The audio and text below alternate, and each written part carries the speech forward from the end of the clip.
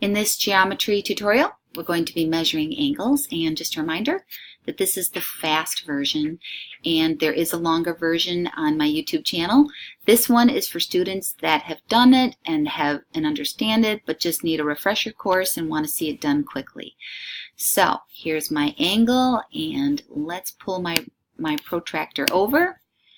And I'm going to line that middle part underneath the 90 with my vertex. And as you can see, this does not line up with my 0. So I'm going to twist my protractor. I'm going to turn it and rotate a little bit until the ray goes through my 0. And there you go. And it does now. And so here is my 0 tick right here. And here's where it crosses over. Let's go to the middle of the ray here because it's kind of thick.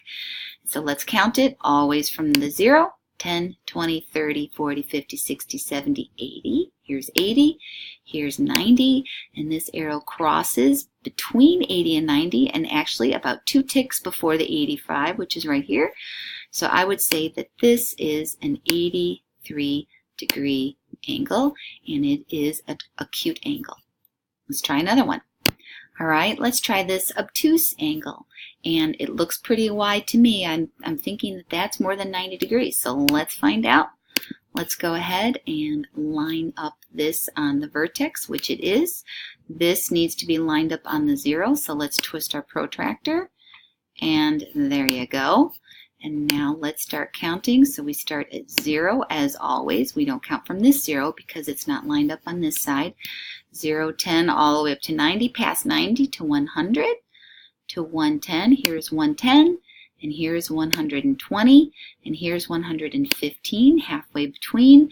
So you can see that this arrow crosses right through the middle between, not right through the middle, but right between 110 and 115.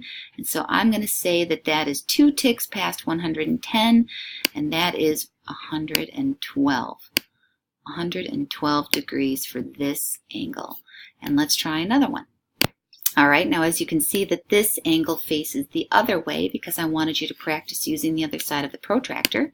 So let's go ahead and pull our protractor over, line that perpendicular lines there on my vertex.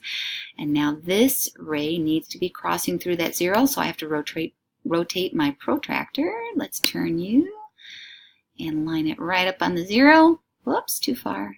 And right there. Perfect. And now let's count from this 0 because this ray is going through the 0. This tick out here represents the 0, so just ignore these numbers right here. Let's count to 10. So this is 10. Here's 20. Here's my 20. Here's my 30 right here.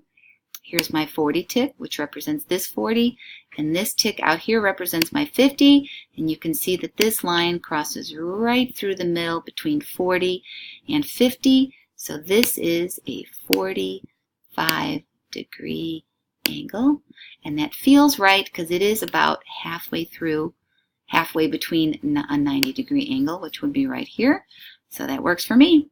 Thanks for tuning in.